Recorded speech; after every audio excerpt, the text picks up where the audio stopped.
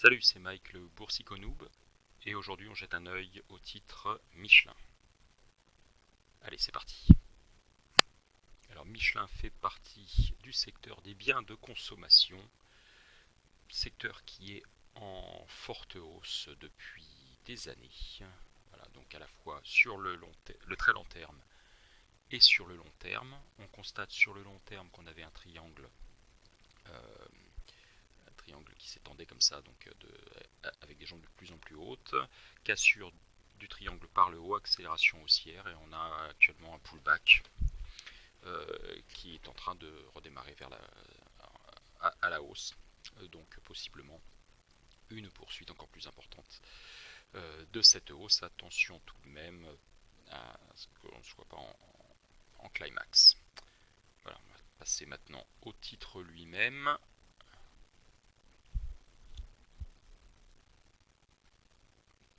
Voilà, sur le long terme, le titre Michelin est en hausse, avec un canal assez large, donc avec des baisses qui sont tout de même assez significatives, puisque par exemple entre ce point-là et ce point-là, on a eu une baisse de 80% à un moment, donc des baisses qui peuvent être relativement importantes.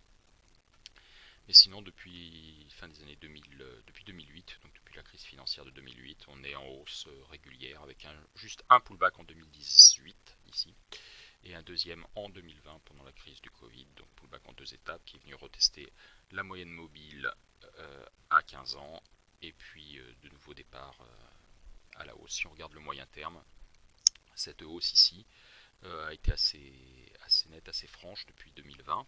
On a cassé le trading range qui était en cours depuis 2017 sans vraiment revenir dessus, hein, juste ici, donc 3 mois juste au-dessus du haut du trading range, poursuite de la hausse, et on a eu un petit pullback, donc petit pullback dans une tendance qui est très haussière. Normalement la tendance euh, devrait, donc toujours au conditionnel, hein, devrait se poursuivre.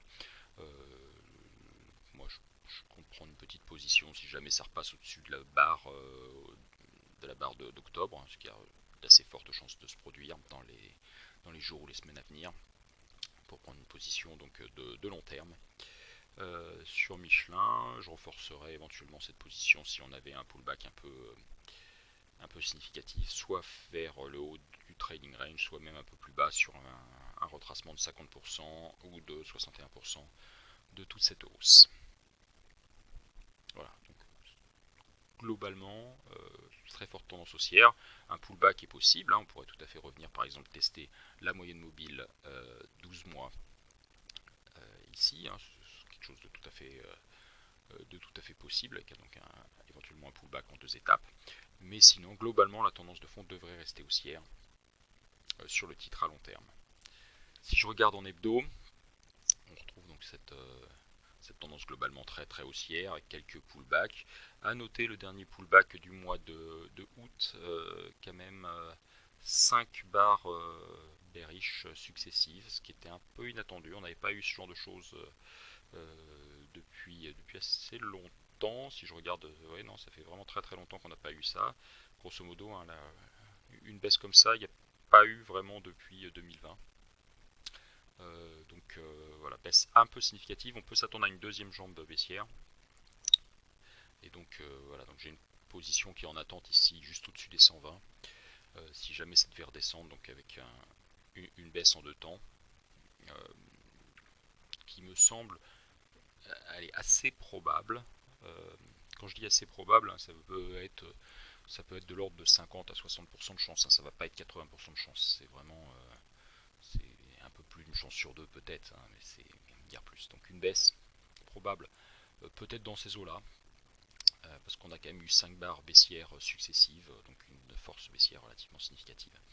Voilà, ça pourrait aussi repartir à la hausse, et puis ça c'est juste une petite étape de un pullback simple dans ces cas-là. Voilà. Bon, mon scénario, c'est plutôt un retour là avant de repartir à la hausse.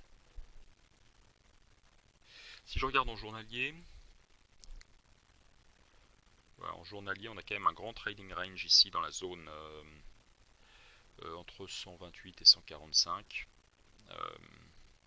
On avait un plus petit trailing range ici en juin-juillet, cassé à la hausse, mais réintégré assez rapidement. Donc voilà, sur le court terme, on est plutôt dans ce qui ressemble à un trailing range, avec sur le dernier mois un trailing range plus petit entre 128 et 136 à peu près. On pourrait casser à la hausse ici, ce qui redonnerait une dynamique haussière pour aller retester les 145 au minimum à court terme. Voilà, sinon donc le plus probable, encore une fois, hein, c'est plus probable, ça veut dire une chance sur deux ou un tout petit peu plus d'une chance sur deux, euh, ce serait que cette résistance au trailing range tienne pour qu'on revienne tester les 128 et peut-être passer en dessous. Donc ça, c'est le scénario de moyen terme. Voilà ce que j'avais à dire sur ce titre-là. Hop, et bien, si ça vous a plu, si ça vous intéresse, si vous avez des avis, et bien, vous savez quoi faire. Et dans tous les cas, je vous dis à très bientôt. Salut!